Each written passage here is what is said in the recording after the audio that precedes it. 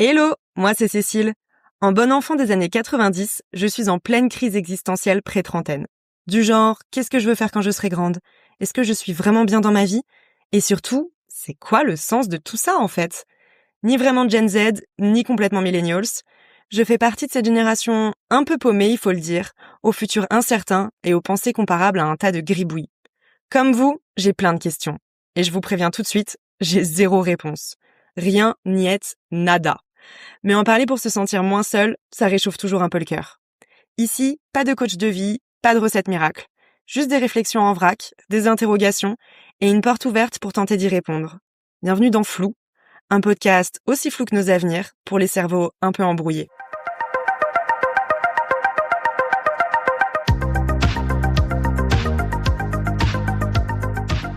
Bonjour et bienvenue dans ce nouvel épisode de Flou. Aujourd'hui, on va parler d'un sujet qui a traversé les époques, déclenché des guerres et déchaîné les passions. J'ai nommé bien entendu l'amour. Bah ouais, on est en février et Saint-Valentin oblige. Je me suis dit que j'allais faire matcher le sujet du mois avec la fête de Cupidon pour rester dans le thème. Ah, l'amour. Les premiers instants, les regards timides et les papillons dans le ventre. Mais aussi les désaccords sur le ménage, sur les destinations de vacances et les repas de famille avec le beau-frère par alliance fan de crypto qu'on peut pas vraiment se blairer. Vaste sujet, l'amour. Il fallait bien le prendre par un bout et j'ai choisi un angle qui m'a personnellement toujours titillé. J'ai nommé « Peut-on être dans une relation de couple et pour autant rester soi-même ?» Ma réflexion elle est simple. Avant, je disais je parlais de mes propres expériences et depuis quelques mois, je dis on. On part en week-end, on a acheté une plante, on a adoré ce film. C'est arrivé comme ça, d'un coup, sans prévenir et sans même que je m'en rende compte. Je suis vraiment devenue ce genre de personne que j'ai longuement décriée lorsque j'étais célibataire. Quel enfer! Mais alors si j'en avais conscience et que j'ai tout de même succombé à l'utilisation de ce nouveau pronom, qu'est-ce que ça signifie? Est-ce que le « on » peut exister sans que le « je » ne disparaisse? Peut-on réellement aimer sans se perdre? Pour moi, normalement, être en couple, c'est à la fois se relier et se distinguer par sa singularité. Alors comment est-ce qu'on concilie deux forces opposées? C'est la question que nous allons explorer ensemble aujourd'hui pour tenter de comprendre où finit l'amour et où commence l'oubli de soi. Et attention, ne vous attendez surtout pas à un épisode romantique parce que spoiler, il ne le sera pas du tout. Aïe, aïe, aïe. J'aime bien débuter les épisodes de Flou en posant un peu de contexte personnel. Comme ça, vous comprenez un peu mieux en quoi ce sujet me parle. J'ai vécu 3 relations entre guillemets sérieuses dans ma vie, chacune hyper différentes les unes des autres. Dans la première, je me suis totalement oubliée au point d'accepter des choses qui sont inacceptables. Dans la seconde, j'ai fait un rejet complet de la vie à deux. J'avais vraiment un besoin d'autonomie, je le laissais à distance de toutes les décisions, genre chacun sa vie, chacun ses potes, chacun ses projets. La troisième relation, c'est l'actuelle. C'est un mix des 2 précédentes. J'oscille d'un côté et de l'autre, j'essaye de trouver le bon dosage et ça me demande un travail quotidien, je suis à 2 doigts de devenir une équilibriste. En vrai, c'est simple, dès que je suis en couple, je panique. J'ai peur d'abandonner mes projets et mes envies, alors parfois je me force à en réaliser certains, alors qu'en vrai, j'ai pas envie de les faire toute seule, j'aurais préféré les faire à 2. Et en même temps, ce que j'aime bien dans le fait de partager sa vie avec quelqu'un, c'est aussi de découvrir un nouvel univers, de se laisser surprendre par de nouvelles passions, de nouvelles façons de penser, de nouvelles habitudes. Mais jusqu'où est-ce que ça va tout ça? Bref, vous avez capté le bourbier, je suis paumée. On va alors enfin rentrer dans le vif du sujet en s'attardant sur ce concept de chercher l'amour. C'est marrant quand on y pense, on le cherche comme si on avait perdu quelque chose, comme s'il nous manquait un morceau. On le cherche comme si c'était une nécessité jusqu'à ce que certains en fassent une quête de vie avec un besoin d'être en couple pour se sentir entier. Un peu comme si le célibat c'était une vilaine maladie. Lorsqu'un nouveau collègue débarque au boulot, on se demande si ce sera lui, et lorsqu'on matche un profil sur Hinge, on se demande si ce sera elle. Mais en parallèle, on parle de tomber amoureux, comme si c'était aussi simple que de trébucher sur une marche. Tomber amoureux, ça a l'air facile, comme un fruit du hasard, une rencontre fortuite à un croisement de rue. Entre chercher l'amour et tomber amoureux, on se rend bien compte que la finalité est la même, mais que les chemins pour y parvenir sont bien distincts. Et en amour, c'est un grand classique ça, ces discours schizophrènes. Cherche l'amour, mais pas trop, parce qu'il faut que ça reste naturel et passionnel. Tombe amoureux, mais pas trop non plus, parce que l'amour, ça se construit avec un partenaire choisi, et il faut que ça reste réfléchi. Chacun y va de son grain de sel, et toutes ces théories, elles dépendent bien évidemment de votre genre, de votre courant de pensée romantique, et puis, on va pas se mentir, ça dépend aussi beaucoup de notre situation. Oui, parce qu'en vrai, nos opinions et nos modes de pensée, on les adapte quand même beaucoup en fonction de ce qui nous fait du bien au moral. On pourrait parler de tout ça pendant des heures, ça mériterait même une mini-série sur le love, mais c'est pas du tout le sujet du jour, tâchons plutôt de nous demander qui nous a appris que l'amour, c'était la moitié manquante, qu'il nous fallait un second être pour être complet. Cette question, Platon se la posait déjà en 380 avant Jésus-Christ. Damn! Dans son ouvrage Le Banquet, il explique le mythe de l'androgyne. À l'origine, les êtres humains étaient des créatures complètes, constituées de 2 moitiés collées l'une à l'autre. Des créatures tellement puissantes que les dieux, vexés et se sentant menacés, ont décidé de les séparer. Depuis, chaque moitié erre à la recherche de l'autre pour retrouver l'autre moitié perdue. C'est de là que vient l'idée des âmes sœurs et cette obsession moderne de trouver sa moitié. Cette idée d'âme sœur, elle a traversé les siècles jusqu'à s'immiscer dans nos lectures et nos films, peu importe l'époque, peu importe le courant littéraire. Roméo et Juliette, Tristan et Isolde, Jack et Rose, Gatsby et Daisy. Ces duos d'âmes sœurs sont iconiques. Mais une fois qu'on y regarde de plus près, on se rend compte que leur sort, il est quand même difficilement enviable. Roméo se suicide, Isolde meurt de chagrin, Jack se noie et Gatsby se fait assassiner. Vive les âmes sœurs, ça donne envie. Et pourtant, on se rappelle jamais de ces fins tragiques. On retient que leurs amours passionnels. Même la science vient appuyer cette théorie des âmes sœurs. Une partie de l'attraction est imperceptible et se joue du côté des hormones et des phéromones. Notre corps capte des signaux chimiques invisibles qui nous attirent plus vers certaines personnes que vers d'autres. L'expérience du t-shirt, menée par le chercheur suisse Klaus Wedekind, l'a montré. Les gens préféraient l'odeur de partenaires dont le complexe HLA, qui est un ensemble de gènes liés au système immunitaire, était différent du leur, signe d'une compatibilité biologique bénéfique. C'est comme si c'était écrit et que 2 personnes pouvaient être faites vraiment l'une pour l'autre.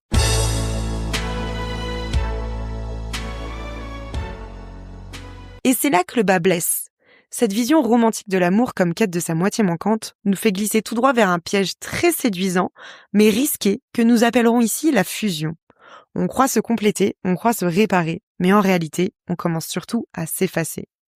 Alors 1 + 1 = 0. Est-ce que les gens à la recherche de l'amour sont forcément des gens qui ne s'aiment pas assez eux-mêmes? Est-ce que ce sont des gens qui sont tellement en proie à leurs pensées qu'ils ont besoin que quelqu'un d'autre vienne mettre de l'ordre? L'amour naît souvent d'un manque que l'autre met en lumière chez nous, même inconsciemment. On aime tous et toute la version de soi que l'autre révèle, un peu comme un effet miroir embellissant.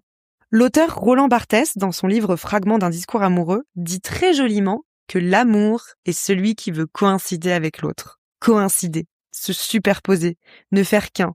C'est poétique, Roland, mais c'est aussi un peu terrifiant quand même. Ça me fait penser aux dessins qu'on s'amusait à décalquer quand on était petit. Aussi beau qu'était le dessin de base, à la fin, les deux sont strictement identiques. Et cette recherche de l'amour, elle est très bien expliquée en psychologie. La théorie de l'attachement de John Bowlby explique que notre premier besoin humain, c'est pas l'indépendance, c'est la sécurité. Et dans une relation, la fusion, elle répond exactement à ce besoin. C'est le fait de ne plus être seul à douter, de plus être seul à affronter. En fait, de plus être seul tout court, point barre. Alors oui, la fusion, elle peut sembler douce, comme un remède à la solitude, une fuite temporaire de soi-même. Mais elle devient davantage un refuge qu'un partage, et la réalité revient souvent toquer à notre porte. C'est justement là que commence notre deuxième partie.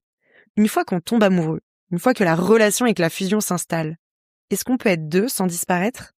Au début d'une relation, c'est super. Tout est beau, tout est rose, tout est simple, mais vraiment simple. On passe notre temps ensemble, on fait du sport ensemble, on mate des séries ensemble, on va boire des coups ensemble, on respire presque ensemble. Et puis arrive un matin où on se réveille et on a l'impression que l'autre a changé. Qu'il est moins lumineux mais plus agaçant. Sa personnalité ne matche plus exactement avec celui que l'on s'était imaginé. Ou plutôt, on se rend compte que l'image qu'on s'en faisait ne correspond pas totalement à la réalité. Ce phénomène, ça s'appelle la dissonance amoureuse. On estime que c'est un petit séisme intime qui survient grosso modo 1 an après le début d'une relation amoureuse, une fois la phase de lune de miel passée. Certains estiment que c'est à cette période-là que survient le véritable amour, ou qu'au contraire, il s'estompe entièrement. On découvre des différences, des décalages, des contradictions, et ça crée une espèce de choc intérieur. On aime toujours l'autre, mais on réalise que l'idéal qu'on avait projeté sur lui ne tient plus du tout. Et à ce moment-là, il y a un seul choix qui s'offre à nous, c'est soit choisir son partenaire pour ce qu'il est réellement, soit le rejeter. En parallèle, elle entraîne aussi un lot de questions personnelles. Est-ce que je suis d'accord avec le format qu'a pris notre couple au cours de ces derniers mois? Pourquoi est-ce qu'on va toujours en vacances à Marseille alors que je déteste la chaleur? Et pourquoi est-ce qu'on passe tous nos week-ends avec ses potes et pas avec les miens? Pourquoi j'accepte ça sans broncher en fait?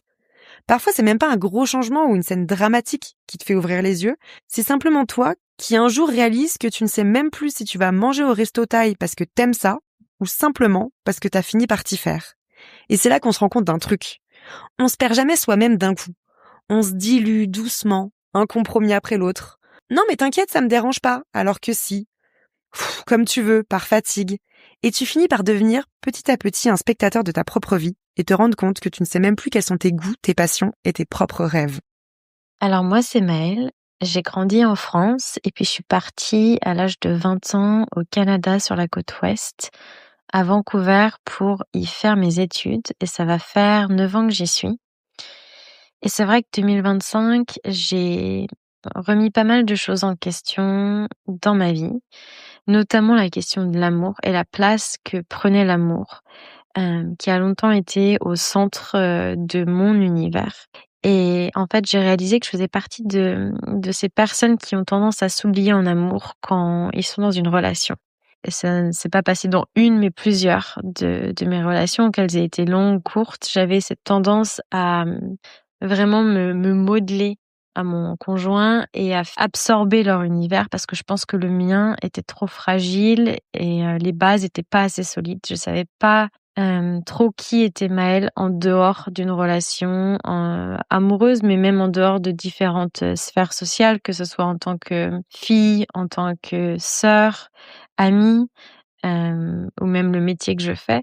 Mais juste Maëlle sans ces sphères-là, j'avais beaucoup de mal à identifier qui elle était. Et donc, par cette identité qui était pas très affirmée, j'avais tendance à modeler, mimiquer les comportements, les centres d'intérêt, les façons de penser des personnes que je voyais. Et ça m'a fait me mettre dans des situations où je me reconnaissais pas, où je me posais pas la question, en fait, est-ce que j'aime vraiment ça?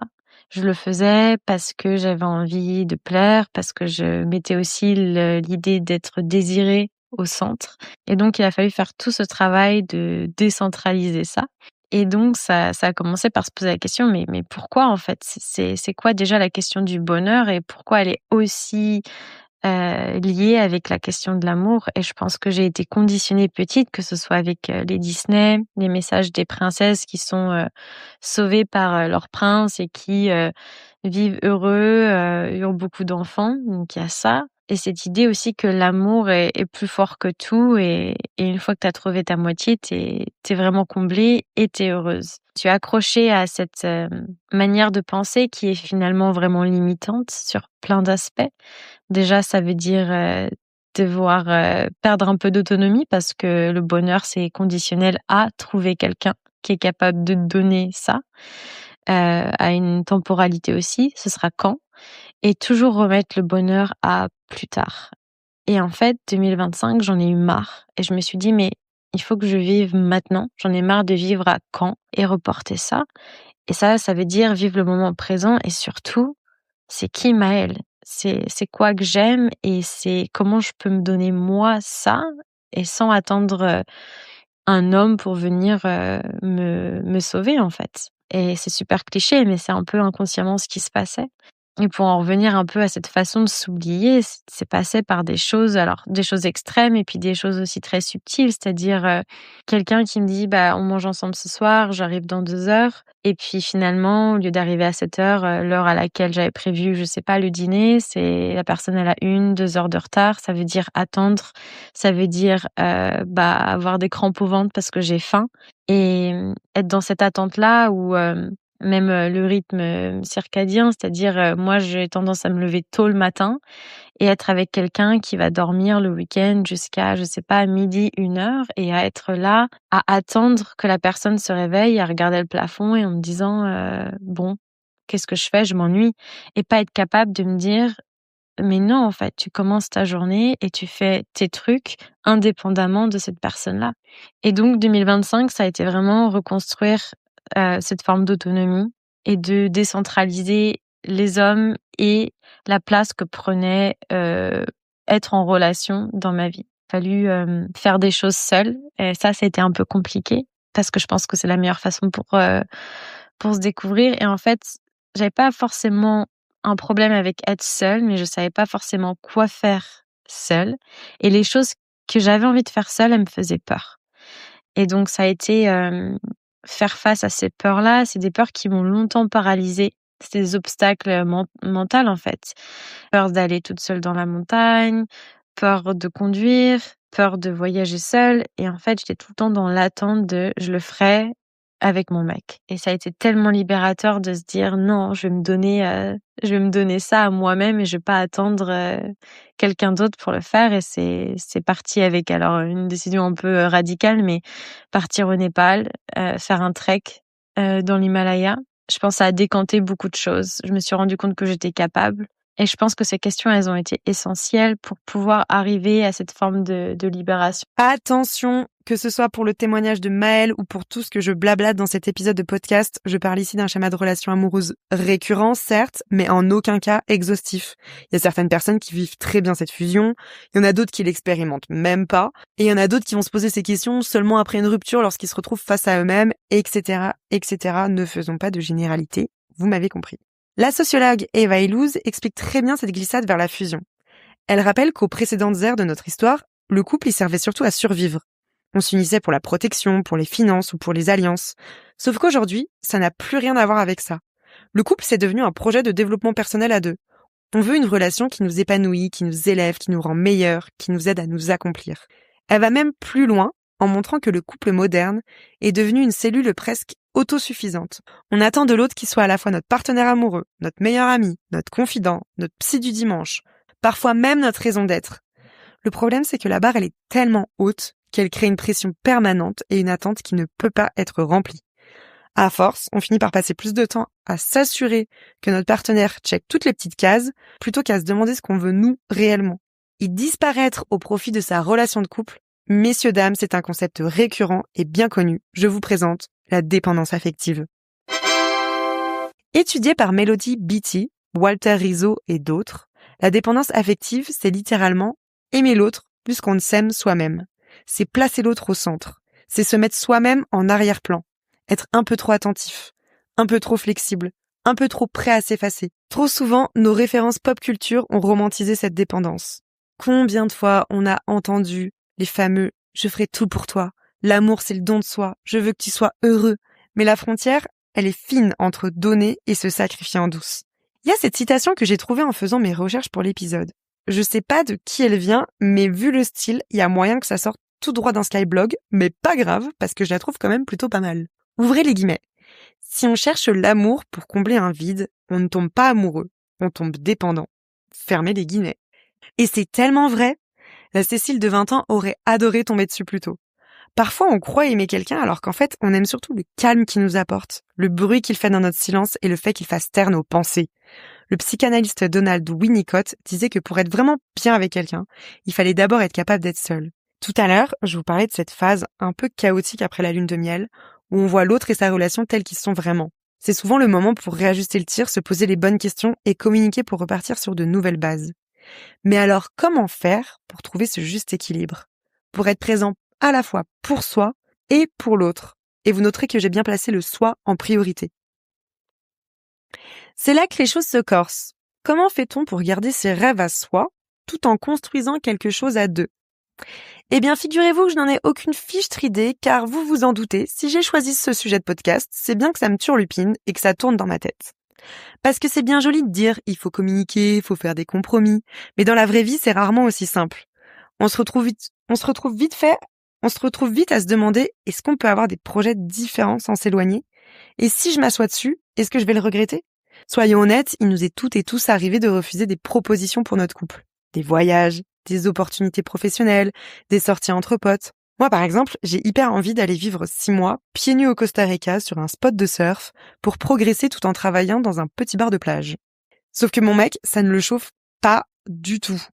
Est-ce que je dois faire une croix sur ce projet ? Est-ce que je dois partir sans lui, alors qu'en vrai, j'ai pas forcément envie de me séparer de lui aussi longtemps ? Est-ce que je dois lui injecter un sédatif et le mettre de force dans un conteneur pour qu'il n'ait pas le choix ? Je ne sais pas. Alors pour le moment, je m'assois sur le projet. Pour l'instant, je suis OK avec ça, ça a du sens. Mais il arrive parfois que l'on se demande après coup si c'était la bonne décision et si on s'est pas un peu assis sur nos propres envies. À mes yeux, ce numéro d'équilibriste, ça relève de la haute voltige.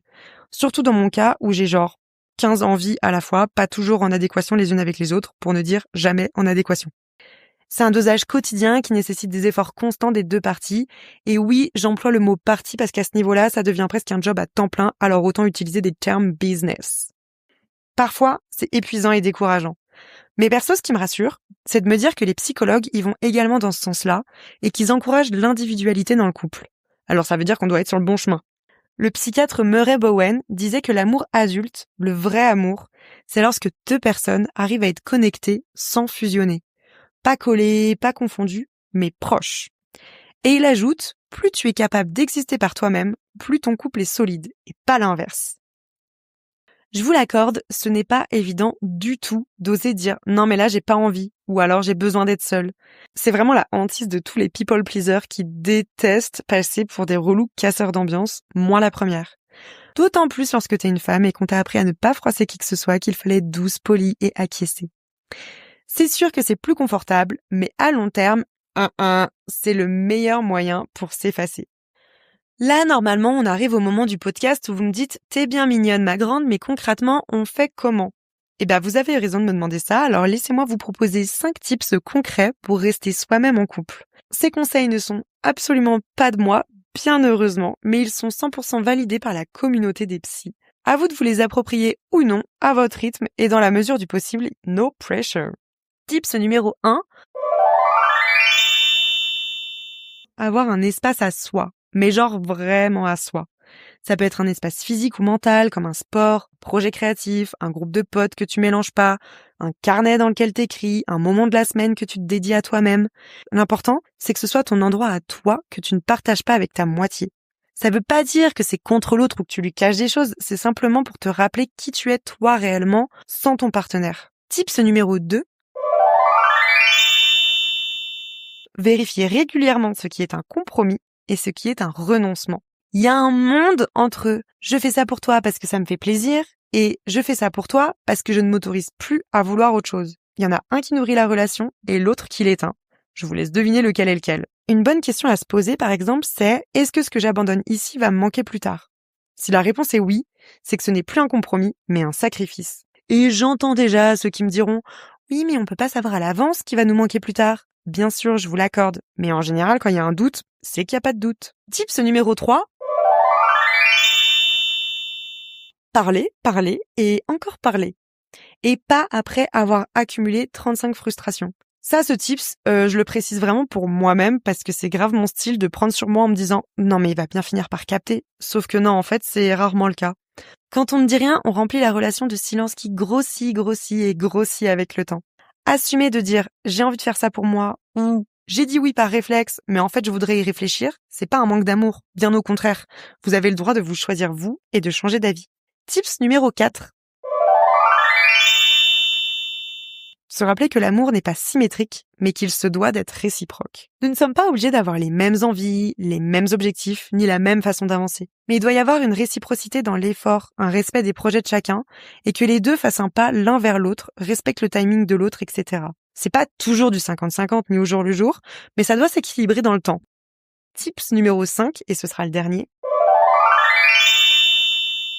Accepter que l'équilibre ne soit pas statique. L'équilibre, c'est un réajustement permanent. Parfois ça avance, parfois ça ralentit, parfois ça ira vite et parfois ça reculera. Nous ne serons jamais parfaitement alignés et c'est normal. L'équilibre, ce n'est pas l'absence de mouvement, c'est la capacité à bouger sans tomber.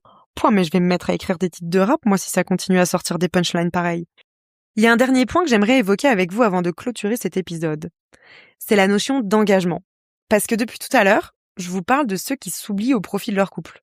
Mais à l'inverse, il y a ceux qui piétinent toutes leurs relations par peur de lâcher un petit bout de leur liberté. Et je les comprends. Comme je vous l'ai dit dans l'intro, j'ai également fait partie de ces catégories de personnes qui rejettent toute forme de dépendance, de compromis et d'engagement dans ma seconde relation. En octobre 2025, il y a une journaliste du magazine Vogue qui a publié un article intitulé « Est-ce que ce n'est pas devenu gênant d'avoir un petit copain en 2025 ?» Ce papier a beaucoup fait parler de lui dans les médias et sur les réseaux sociaux parce qu'il met justement le doigt sur un sujet brûlant. Pourquoi sacrifier notre liberté pour quelqu'un ? On nous sert des pour toujours, des pour la vie ou des jusqu'à ce que la mort nous sépare, mais sincèrement, comment est-ce qu'on peut encore promettre ça dans un monde où un mariage sur 2 finit en divorce ? Parce que oui, on nous répète qu'aimer, c'est s'engager. Mais personne ne dit assez fort que s'engager, c'est forcément renoncer à un petit bout de soi. Pourquoi on le fait ? Pourquoi s'engager quand on sait que les statistiques ne jouent pas en notre faveur ? Est-ce que c'est du courage, de l'optimisme ou juste un gros déni collectif ? Le sociologue Zygmunt Bauman, il appelle ça l'amour liquide. C'est un amour qui est flexible, mouvant, un amour qui glisse entre les doigts parce que le monde autour de nous n'arrête jamais de se bouger. On a peur de se figer, de se coller à quelqu'un alors qu'on nous rappelle sans cesse que tout est remplaçable, upgradable ou optimisable. Et pourtant, au milieu de ce chaos, il y a certains qui font quand même le choix de s'engager en connaissance de cause. Moi, c'est Jade, j'ai 29 ans et je suis en couple depuis maintenant 7 ans. J'ai une petite fille d'1 an et je me marie l'été prochain. J'ai quasiment toujours été en couple depuis mes 15 ans. J'ai eu 3 relations longues. J'avoue que je suis pas une grande fan de la solitude, mais j'ai surtout toujours aimé être en couple. Mes parents sont divorcés. D'un côté, j'ai mon père, plus posé, remarié avec d'autres enfants, qui a presque toujours vécu au même endroit. Et de l'autre côté, ma mère qui a eu plusieurs hommes dans sa vie, qui a beaucoup déménagé et qui n'a jamais craint de partir, si elle n'était pas heureuse. J'ai longtemps pensé qu'on ne pouvait pas avoir qu'une seule personne dans sa vie parce que tu finis forcément par te lasser, exemple de ma mère probablement. Donc je me disais qu'on allait faire notre bout de chemin ensemble, si c'est 3 mois, 5 ans, 10 ans ou plus et on verra. Et au début de ma relation, l'actuelle, je me souviens qu'une copine m'avait dit que ma façon de penser était pas hyper rassurante pour mon conjoint avec qui j'étais depuis peu, qui lui avait une vision totalement autre du couple, ayant des parents encore ensemble aujourd'hui, qui ont toujours vécu au même endroit, dans la même maison. Et en fait, moi, cette vie, elle me faisait peur. Ça m'angoissait de me dire que faire sa vie avec quelqu'un, c'était en gros, tu resteras avec ton mari, tes enfants, dans ta maison, avec ton boulot et basta. Je me disais que j'aurais potentiellement plusieurs vies comme ça, parce que j'ai besoin de mouvement, j'ai envie de vivre plein de choses dans ma vie, des expériences différentes, etc. Et petit à petit, j'ai compris qu'en fait, c'était mon schéma de vie qui avait façonné ma façon de penser. J'ai évolué sur ma façon de penser grâce au road trip qu'on a fait avec mon conjoint. On a eu des périodes moins évidentes dans notre relation, comme dans tous les couples. Et ce voyage m'a beaucoup appris sur moi-même, sur lui et sur nous. On a énormément partagé, que ce soit des moments, des expériences, mais aussi des discussions. Et un voyage comme ça peut révéler des failles, mais ça peut aussi révéler une compatibilité profonde. Et on est parti en couple et on est vraiment revenu en équipe. Il y a vraiment eu un avant et un après voyage. Avant, en cas de dispute, on savait exactement où appuyer pour toucher l'autre et l'ego prenait souvent le dessus. On se considérait pas assez, chacun prenait ses décisions dans son coin, même pour des choses simples comme le fait de sortir. Aujourd'hui, ça a plus rien à voir. On se tient au courant, non pas pour se se demander la permission, mais juste par considération. On se prend presque plus la tête, on sait se dire pardon. En fait, c'est bienveillant et on a appris à s'écouter, à se comprendre et en fait à faire exister le nous sans effacer le moi. Même si on a connu des phases où l'un comme l'autre, on était à 2 doigts de tout arrêter et pas forcément au même moment, on a vu que ça pouvait vraiment repartir. Savoir que tu peux retomber amoureux de l'autre, même après avoir été dans un gros down, bah, c'est hyper rassurant. Et du coup, depuis, je crains plus de voir ma vie entière avec mon conjoint. J'ai clairement envie qu'on vive toutes les étapes de notre vie ensemble, mais j'ai toujours cette envie d'avoir une vie riche d'expériences. J'ai besoin que ça bouge, j'ai besoin de projets, ça me nourrit. On a envie d'avancer et de faire notre vie ensemble, etc. Après, personnellement, je garde toujours ma porte de sortie entre guillemets. Je suis sûre de rien en soi. Je m'engage à faire au mieux tant que c'est vivant, tant que c'est nourri des 2 côtés, tant que ça nous porte. Mais si demain c'est plus le cas, je resterai pas. Et tu vois, on se marie l'été prochain. Je suis croyante, mais j'avais pas envie de me marier à l'église, en partie parce que le «je promets de t'aimer et de te chérir jusqu'à ce que la mort nous sépare», pardon. Bah, non, en fait, genre, j'ai pas envie de promettre ça parce que j'en sais rien et en fait, ce sera jusqu'à ce qu'on tienne et en fait, c'est bien comme ça. On parle beaucoup, sans tabou, de tout ce qui peut arriver dans une relation, perte de sentiments, attirance pour quelqu'un d'autre, envies sexuelles différentes, tromperie, rupture, crise de la quarantaine, et en fait, on se dit que personne n'est à l'abri de rien. Tout peut arriver, même Shakira s'est fait tromper, donc c'en est bien la preuve. Et c'est vrai que de base, ces sujets, ils sont assez inconfortables, mais c'est pas en les évitant qu'on les empêche d'exister. Au contraire, en parlant, on désamorce beaucoup de choses et ça nous renforce. Ça veut pas dire qu'on pense survivre à tout ou tout ça, ça arrivera, mais le fait d'aborder ces questions, ça nous permet de comprendre comment l'autre voit les choses, même dans l'hypothèse. Et nous, finalement, ça nourrit notre confiance parce qu'on sait qu'on peut vraiment tout se dire. On sait aujourd'hui que notre moteur, c'est les projets et que partir en voyage ensemble, c'est un peu notre joker. Voilà, le mot de la fin, c'est qu'en fait, je ne dis pas qu'on résistera à tout, mais en tout cas, ensemble, aujourd'hui, on n'a peur de rien. Sûrement que l'engagement, ce n'est plus du pour toujours. Peut-être que c'est juste un pacte sincère à durée indéterminée entre deux personnes qui se disent « Aujourd'hui, je te choisis en conscience et pour le reste, on verra demain. » Et finalement, est-ce qu'on peut vraiment espérer mieux ? Voilà, on arrive à la fin de ce podcast. Je vous avais prévenu que ça allait pas du tout être romantique, mais j'espère que ça a au moins eu le mérite d'être instructif. Avec un peu de chance, vous y trouverez peut-être quelques clés de lecture pour vos relations. Perso, ça m'a aidé à y voir un peu plus clair, même si je sais que la suite ne sera jamais un long fleuve tranquille. Et à la question « Peut-on aimer sans se perdre ?», j'ai envie de croire que oui, c'est possible.